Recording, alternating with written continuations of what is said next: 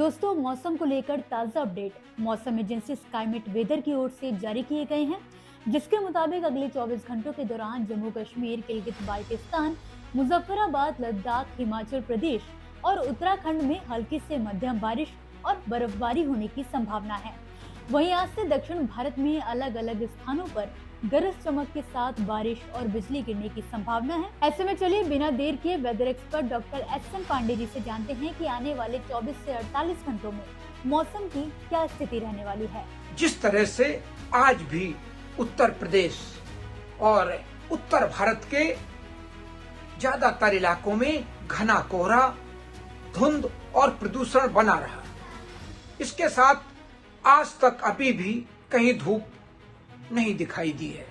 तो ये स्थितियां जब धूप नहीं दिखती है तो जो हमारा दैनिक जीवन होता है, दैनिक प्रभावित होता है। लोगों को जब दिन में धूप नहीं निकलती है तो कड़ाके की सर्दी महसूस होती है, और जब दिन के तापमान 16 डिग्री के नीचे हो जाते हैं तो कोल्ड डे वाली स्थिति भी हो जाती है।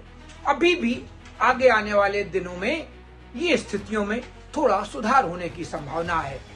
उत्तर भारत के इलाकों से बादल भी छटेंगे, और बादल छटने के साथ उत्तर भारत के इलाकों में अब गंगा के मैदानी भागों में उत्तर पश्चिमी सर्द हवाएं अपना असर दिखाएंगी।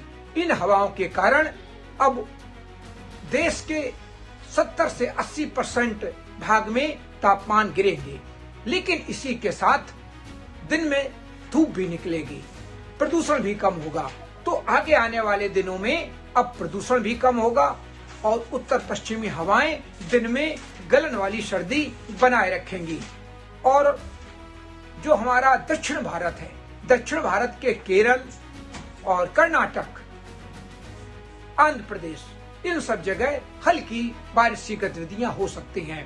इसके अलावा झारखंड, बिहार और उड़ीसा, मध्य प्रदेश, गुजरात पर थोड़े बादल आ सकते हैं, राजस्थान, इन सब जगह अब तापमान गिरेंगे। इसके अलावा बात करें उत्तर भारत की तो हरियाणा, चंडीगढ़, दिल्ली, उड़ीसा, बिहार और उत्तर प्रदेश के कुछ हिस्सों में घना कोहरा बने रहने की संभावना है।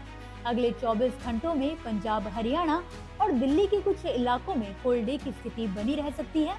शीतलहर की स्थिति 3 से 5 जनवरी के बीच हिमाचल प्रदेश के कुछ हिस्सों में 3 से 6 जनवरी के दौरान, पंजाब, हरियाणा और दिल्ली में, और 4 से 7 जनवरी के बीच राजस्थान के कुछ इलाकों में देखने को मिल सकती है।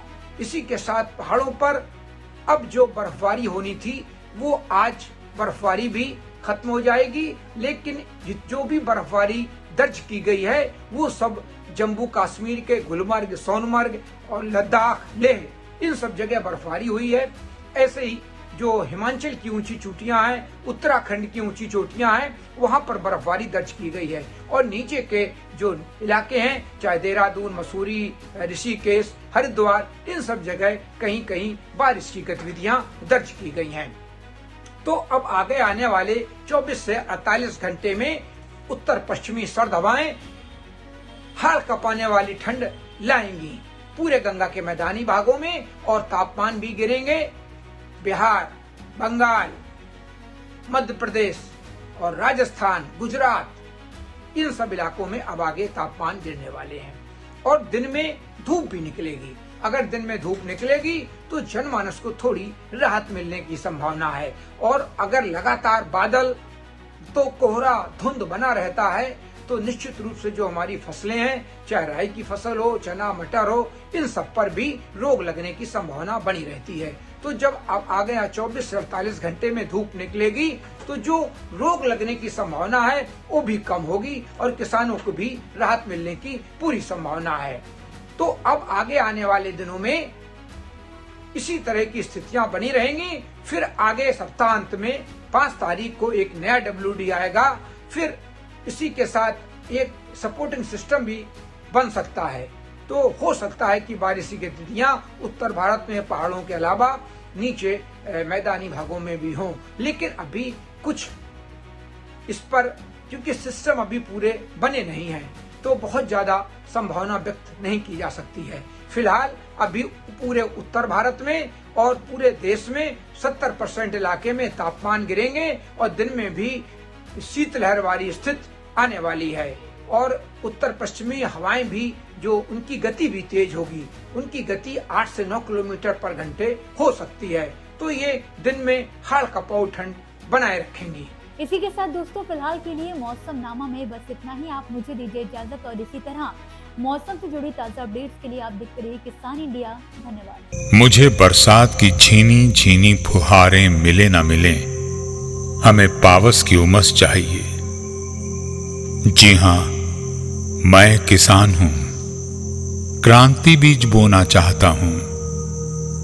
मुझसे अभी सावन भादों, क्वार कार्तिक या फागुन की बातें मत करो। मैं आषाढ़ की पहली बारिश में भीगकर ठहरी हवा में उमस से आकुल व्याकुल होना चाहता हूं।